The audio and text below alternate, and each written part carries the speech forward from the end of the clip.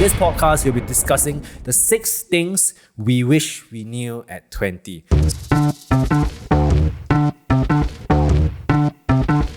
Hey everyone, welcome to another episode of a random podcast I have with one of my good friends, Andy. Hello. The reason why we are doing this is just to have informal conversations.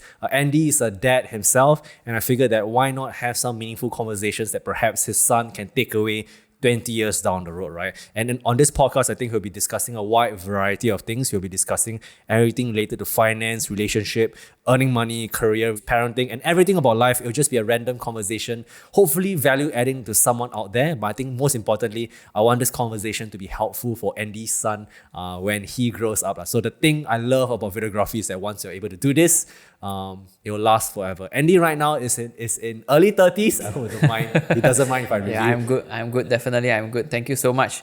I think the podcast is also something that out of our conversation, we had a conversation together with another friend over coffee, and we decided let's do this podcast. We're going to talk about, we're thinking about a lot of, let's talk about finance, talk about personal growth. I guess that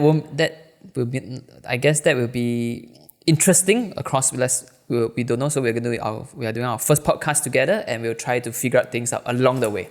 It's all about figuring things along the way. We don't know anything, but I think showing through the thought process of how we get to where we are, I think that's the most important thing. So the worst case scenario is that no one listens to it and Andy's son can listen to it. I was telling Andy, right, it's different when a 50-year-old Andy listens to his father versus early 30s Andy telling advice to his particular son, right? So I think this conversation is meant to do that. Okay, and now with the intros, in this podcast, we'll be discussing the 6 things we wish we knew at 20. So Andy will be sharing 3 of them and I'll be sharing 3 of them as well. So Andy, what's the first thing you wish you knew when you were at 20? At the age of 20, I think investing. Investing? Yes, investing, definitely. Because at this point of time, when I'm 33, I really wish that someone taught me investing when I was at age 20, because I could have compound a lot more. I may even become a millionaire at 33 if I were to start investing at 20. And I think there's a lot of knowledge and value that I can derive from investing. At the end of the day, I guess everybody wants to be wealthy and rich, but it's the purpose of leading a better lifestyle or providing for their family. So I guess that's also the reason I wish that I knew how to invest at the age of 20. I think it's also the freedom that it gives you. Most importantly, the freedom to spend time how you want, where you want at any point of time, right? So when exactly did you discover about investing? I discovered investing. How late were you? How late lah? Actually, I started investing in 2014, about 8 years ago. But that was passive investing. Basically, I get a consultant and manage the unit trust. Basically, that's how I started. I have no clue. I just let people manage my money. As time passed, for some reason, I just figure out, how do I see a lot of people become very wealthy and rich, I was thinking, should I build a business or should I become rich? So I decided to Google, how do people become rich? And some people say build business, and some actually one of the category is investing. I think that is something that is workable within my current skill set and something I can go and learn along the way, or even enroll to a course, and that is how I started. So when I officially started, I learned in 2020 May. I enrolled to a course, and no regrets, man. I make my first multi-bagger, and that is when I noticed that actually investing really works. Got it. Yeah, I completely. For someone who has completely no idea about investing, right, where would you recommend he or she to start? Because I think, at least for me, it was very overwhelming when you first learn about it. So how do you make it specific? Let's help people who are listening to this in terms. Do you think people should go to find a course? Is there any course they recommend? Is there any financial gurus that you recommend to follow? And how would you recommend a beginner to look into picking up any investing skills? So it really depends on your personal learning style. Like personally, I like to have a teacher to coach me along the way, because I think it makes the learning more efficient, because I don't think you want to spend hours trying to figure out things out, and in the end you figure out everything is not correct. So I actually enrolled to a course under this company called Growth Investing Mastery, right? So that is how I started learning investing. So I think they really coach you really step by step. So if you have no finance background, you're not accountant trained, basically you can pick up the skill set yourself. That is how I first started. And I think after 2 years of investing personally, I think that the best way to start is to invest in stocks first and really look into how good the business is and really invest it for the long term. I think that's a good start. And from there, you can actually explore more other options and more other instruments as well. Yeah. Because it's true, because I personally have friends who are like multi-millionaires already. And what they did was that at least 10 years ago was early 2010s. If you were to just invest in any stock basically, right, you will have easily minimally 3 or 5x or even 10x your money. So I think, and what could be the future? Although the market right now, as we are recording this podcast, is right now, are we in a recession? And I guess they call it the technical recession at this point of time. 2022, we are in September, right? Going to October soon. So now it's like a technical recession. I can't predict the future. We don't know. Let's see how it goes in the stock market then. Got it, yeah, because I've been losing some money in my options trading as well. Anything else you'd like to add when it comes to the skill of investing? I think never stop learning. Never stop learning. Never stop learning. You have to continue to really improve your investing skills. Yeah. No one knows where the market is headed, but as long as you know what you're doing, you need to be educated first before you create systems for yourself, and just test and learn. You'll never stop learning from the markets. Yes, definitely. What's the second thing you wish you knew when you were at 20? This is difficult. I was debating with myself whether personal growth or financial planning is more important first. I guess maybe personal growth is important because I think it's important to know who we are, what is our strengths and weaknesses, and therefore you can plan based on your strengths and weaknesses. I think that's one thing that I think I look into, because I personally was very fortunate. I have a life mentor who is very experienced, a business owner and retired. So I will always look to him for certain consultation to think, what do you think of my decision? Is there any blind spot that I miss? And this will help me to nurture myself to become a better person. Because in the end, I mean, there's a lot of classic cases, when people become very wealthy and stuff, they lost themselves, or they lose themselves at the end they are not happy in the way. So, at the end, money do not really make you happy. I think you should know what really truly makes you happy. And I think personal growth is really that process of finding out throughout when I was in my early teens. I mean, back at early teens, when I look back, I can't even remember what I was doing in my life. But because I feel like everyone has that rite of passage to sort of, quote unquote, waste their time, right? I feel like every teenager, we all have those times where we felt that we made stupid mistakes, drank too much, did stupid things. I feel, isn't it a rite of passage? Yeah, I guess there will be some, in a way, when I look back, I think allowance that you can go taking more risks, try more stuff, when you're young and passionate and full of fire. I think that is something that you should continue to go about doing it. But I also do a little bit of planning. I mean, don't completely just go completely off. Just enjoy. And when you start to work and you notice that reality is not exactly what you think it is, that is when you notice I should have do a little bit more. Because when you talk about mentorship, right, I think not everyone, at least I feel like people learn differently. Similar to investing, let's say you go for a course, then you can really be guided. You have a mentor. For people who don't have a mentor, what would you recommend? Like for me, because I don't consider myself as more of I don't consider myself to have any direct mentors. I have peers that's definitely achieved a lot more than what I have. Maybe they're mentors, but I'll still regard them as peers. But for someone who doesn't have a specific mentor, when I think of mentor, it'll be like an old wise person. In the ideal world, technically you can read their books, all that kind of stuff, but what if that person doesn't have that physical mentor? I think like yourself, you compare among your peers. I think that's also one, because they are the ones who are experienced or expertise in a certain field, and they are able to actually share more with what you're doing. Whether is it a good direction or bad. I mean, think about it.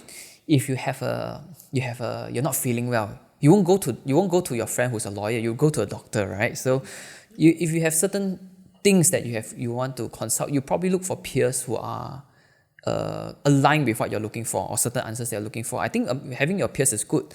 Another alternative that I look at is books, right? I read a lot of books to learn. So I mean, books to me is like best of others' knowledge, and people spend 40 years making mistakes, and I can learn it in 4 weeks.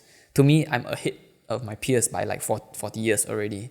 So books is one, and really consulting your peers, who are expertise in their field. I think it's great because that will give you a direct, because they have been there, done that, and they are the ones who are experienced and wise enough to share with you.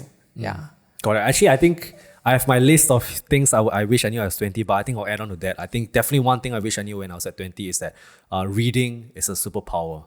And I think, if you are 20-year-old, right, even if you're 15-year-old, right, I recommend you read anything you want. There's this favorite quote that I have from this VC guy. It's like a internet motivational figure, Naval Ravikant, right? He says that read what you love until you love to read. Then eventually you'll end up with content that will be value adding to you. So I think I'll definitely agree with that. Oh, nice. Beautifully put. Yeah. So I think it doesn't matter whether you're reading comics or science fiction or fiction, just read. Be open to the idea of, because the nature of books, right, they are edited in a way to give the most value to people who are reading it, whether it's entertainment.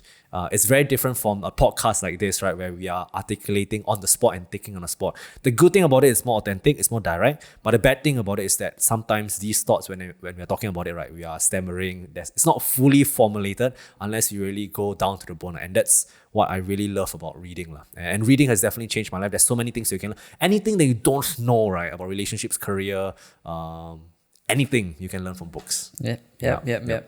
All right. Is there anything else? Other than any last words or personal growth? I guess because personal growth, I'll feel like this is like to be honest, like let's say a pizza, right? Let's say we are like serving a pizza, 6 things we wish we knew when we were 20, right?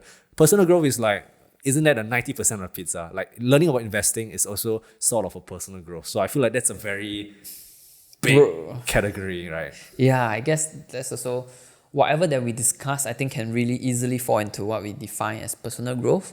I think throughout life, I think we have to really narrow down what we want to master in, because it takes time.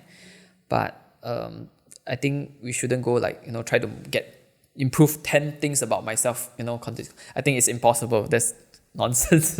Basically narrowing and focusing on your life one aspect at a time. Yeah. Okay. All right, let's move on. What's the third thing you wish you knew when you were at 20?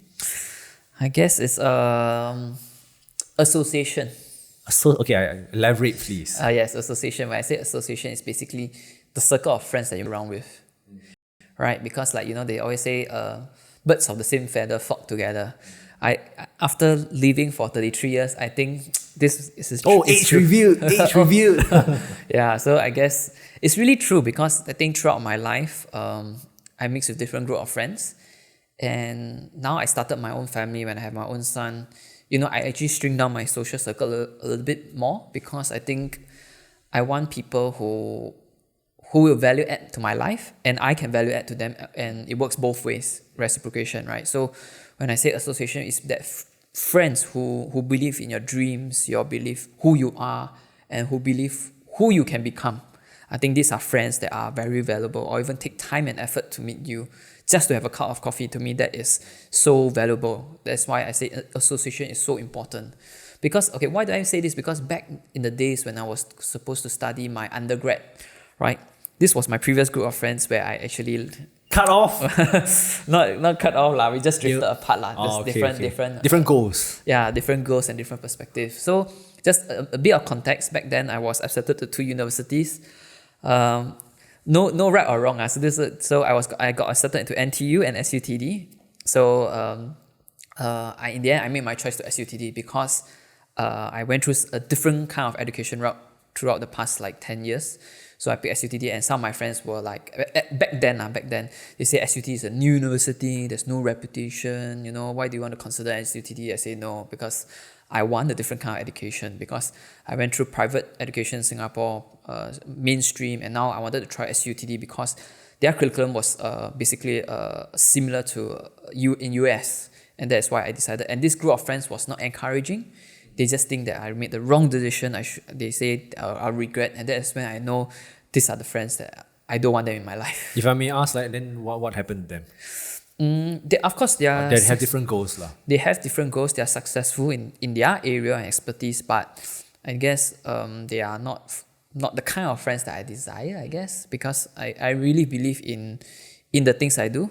And of course, I see a lot of value in value creation towards people around me and my surrounding.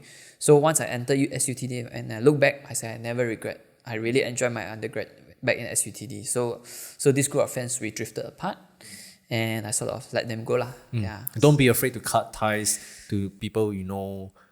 Sometimes I feel it's a little bit selfish or so, but you need to do that lah, because if they are always around you, they might affect you in negative ways that might bring you long-term unhappiness. Yes, definitely. Because in a time of uncertainty, right, and you have no one to talk to, you probably go to the next closest friend, right?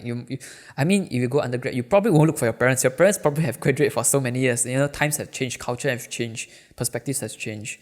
So I guess maybe at that point of time, I think they are closest to me. I would expect them to like, okay, there's an expectation because you're close friends. So I would expect them that, you know, they're encouraging, you good, why not? Just try. You know, it's a different kind of education system. You know, why? Just go ahead. But turns out, nope.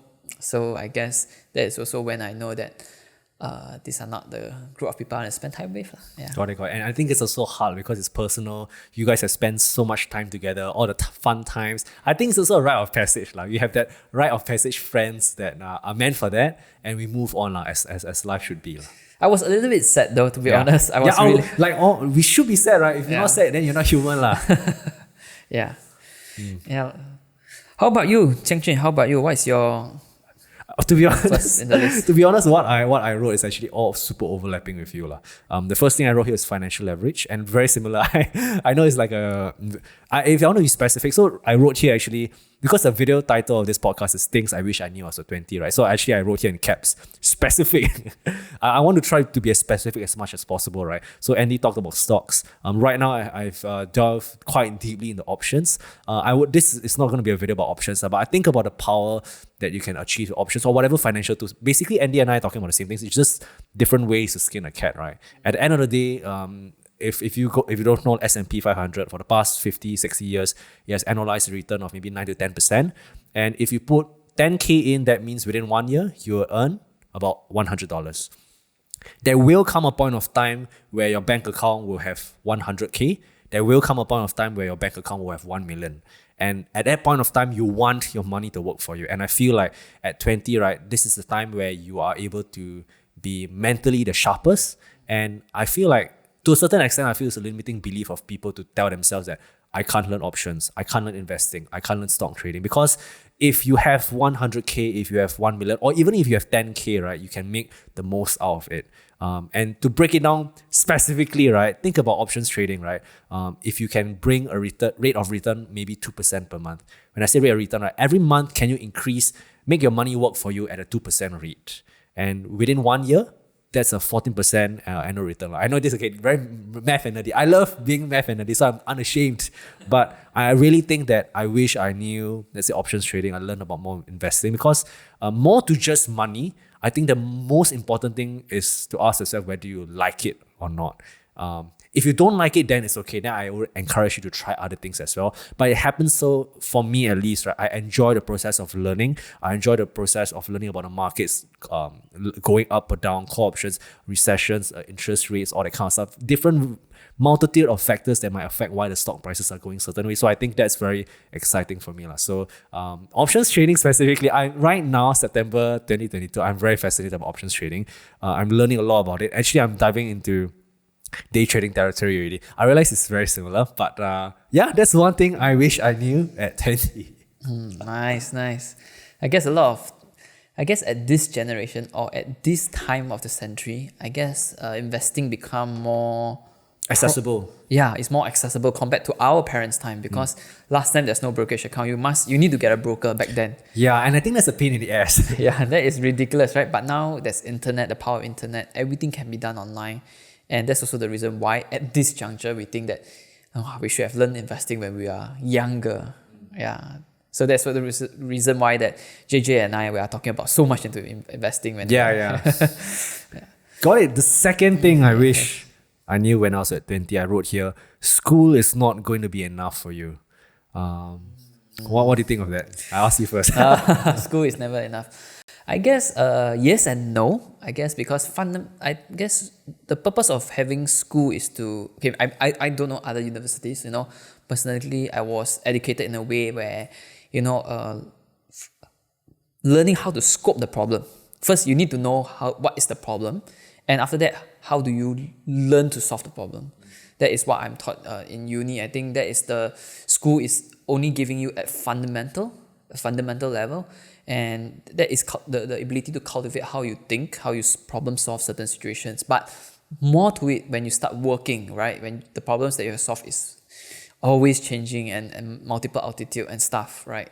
So it's very, very different. So I do agree with you, like school is like, it's only the starting, it's never the ending. Yeah, school is definitely the starting. Yeah, The reason why I wrote this is because, for context, I went to business school. My opinion is business school is full of shit. Okay, it's full of shit, but I need to caveat that plenty of things that I've picked up from business school, like critical thinking, good writing, right? But I think the most important thing, right, is to always venture outside school. I know it sounds super cliche, but find what you're interested in and learn more about that on the internet. There's plenty of courses, tools, online resources, books, a great wealth of information. I think that if there's one thing I took away from my time at being in school, the reason why I say school is not going to be enough for you, because in an ideal world, I feel like good, not to say, okay, who am I to take good or bad individuals, right? But I think if you want to be the best version of yourself, you always need to find ways to self-improve yourself. In a very mechanical way, I see school it's like a factory lah. Like come out, fresh grad, come out. So the end goal is try to differentiate yourself in a positive manner and value add that is aligned to what you want and what you are interested in. And no one else is going to be like you. And I feel like that's most important to me. So at least during my time in university, I picked up videography, podcasting, performance marketing, like create side projects for yourself. I think the people undervalue side projects lah, to force yourself to learn. I have friends who went to business school. They hated business so much when they picked up computer engineering. Then he's now a software engineer at Facebook. So, and Facebook, I'm not, okay, Meta, 6-figure salary, high 6-figure salary. Yeah, and not to say it's all about the money, but pick what is interesting to you. And I think that's the biggest thing that I want to share. Yeah, this goes back to like, similar where we talk about understanding your strengths and weaknesses, right? Yes, Yeah, what you're good in. So there's a lot of people, when I talk to people, a lot of people, even myself, so there are times I still discover what is truly my strength and what is my weakness. So what is truly your strength and weakness? Up to today, to be honest, I'm still figuring out. We are all figuring it out. We are all figuring out. Yeah, that's true. And very interesting, I do have a few strengths because I was asking my wife, hey, what is my strength? So she was mentioning, oh, this is your strength, this is your strength. And I said, oh, I think it's what was her strength? What did she say? Oh no, like she said that I'm very responsible. I always make sure that I get things done. I'm very punctual, except for today for the podcast. Oh, exposed. Yeah. So, and also like and she said one strength that I feel that even deep down I can acknowledge. I'm very good at cleaning. Okay. She once think, Andy, I think you should open a cleaning company. I think you will do very well. Then again, it's true. I do agree that actually I'm quite proud that actually I can clean things really well. Are you OCD? Yes. Oh damn. Okay, sorry, it's a mess over here.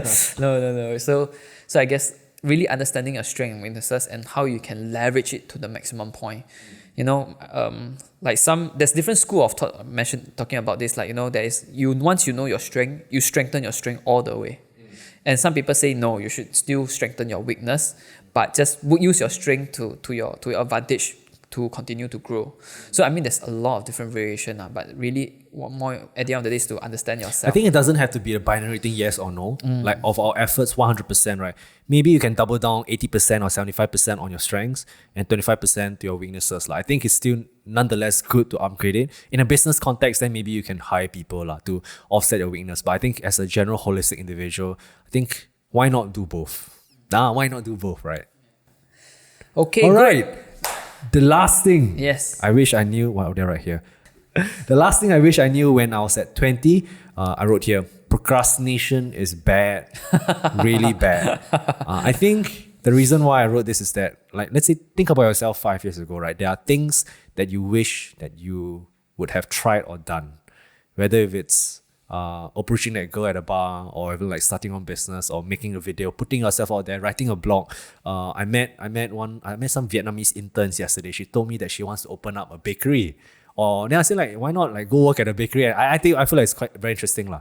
And I think that the biggest takeaway that I have from writing this procrastination is really bad, right? Is to try and act on your goals every single day, no matter how small it is. So to be honest, it's just a recent thing that I've tried to force myself, because I found myself always embarking on projects and dropping off, and I hated myself for that.